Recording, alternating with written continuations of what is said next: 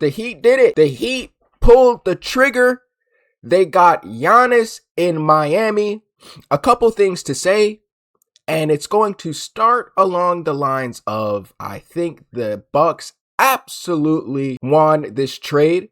I'm not a believer, and if the Bucks play their cards right, I think that they can become another version of OKC, but I'm moving too fast in the process.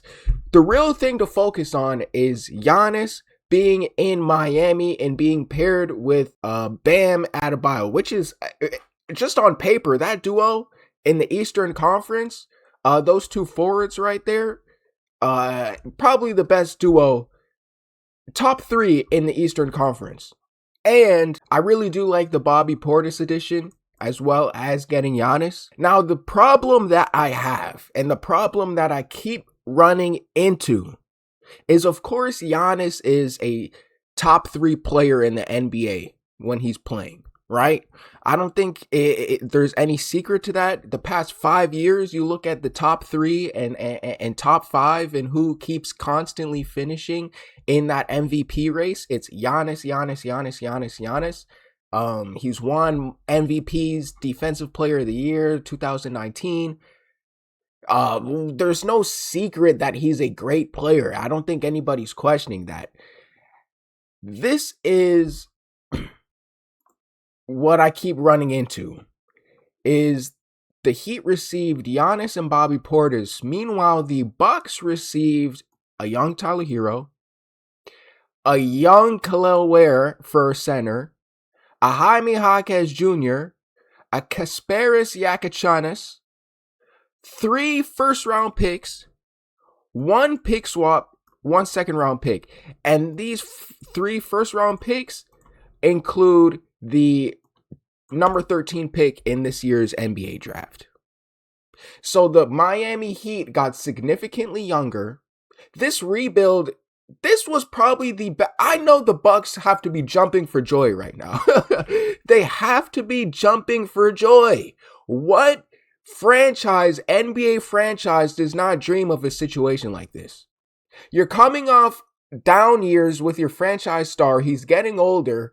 He's not taking you to the promised land anymore. You have a couple drama situations. The past year has been, him doing this little drama thing, subbing the Bucks on Instagram posts, social media, sneak dissing, these little things, right? And you trade him and you get a better team.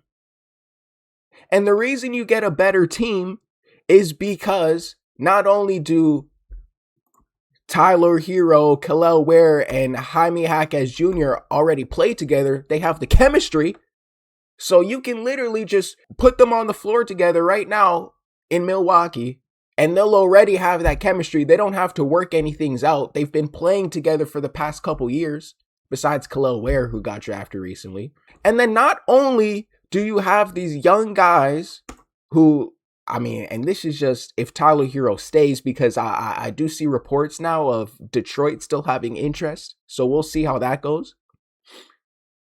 But if Tyler Hero stays, but I also see reports now Tyler Hero couldn't be more happy to be back in Milwaukee, be back in his hometown, be a number 1 option.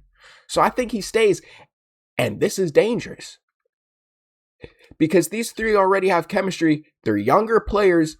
And now you get a number 10 pick, a lottery pick, and then you get another lottery pick in this year's NBA draft. So you get to draft more young players to develop alongside this core group.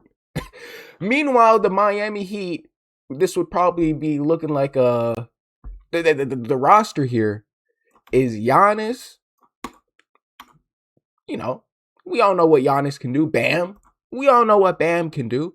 Norman Powell. I'm hearing Norman Powell has some interest as well from other teams. So I like Detroit. So if Detroit can't get Hero, they might pivot to Norman Powell, but we'll see how that goes. Bobby Portis. I like that addition. Andrew Wiggins, Davion Mitchell, and Nikola Jovic.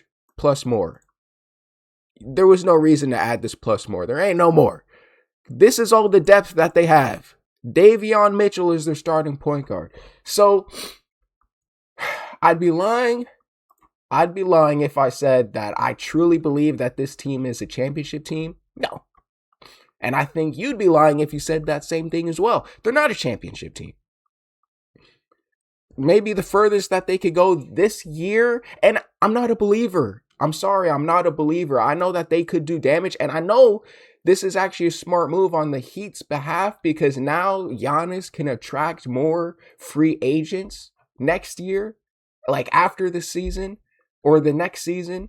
He can attract more stars to come to Miami because I don't think Miami as the location was the problem. I think people didn't want to go to Miami because it's the fact that, okay, I'd be living in Miami, but I'm not going to win.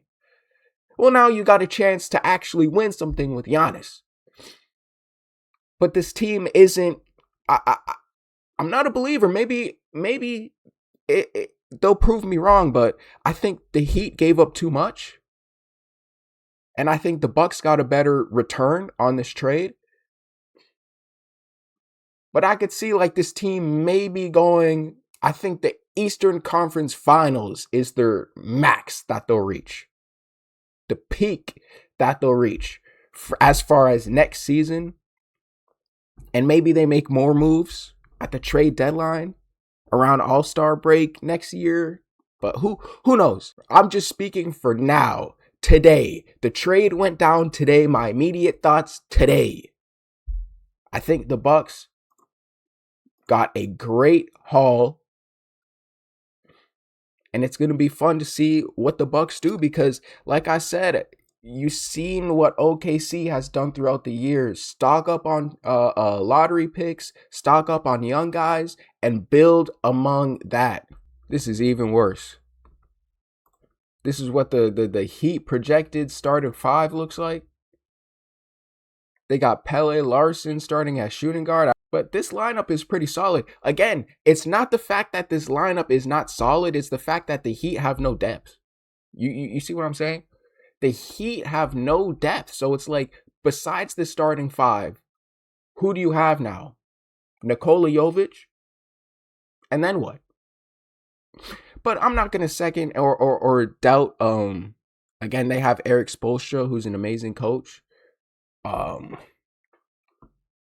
Who's taken teams that you didn't think would reach the finals to the finals, who's taken teams that you didn't think would make it to the playoffs. So imagine this new addition of Giannis in a way better coached system. So it's going to be fun to see, especially Giannis has never played with a guy like Bam Adebayo before. So we'll see.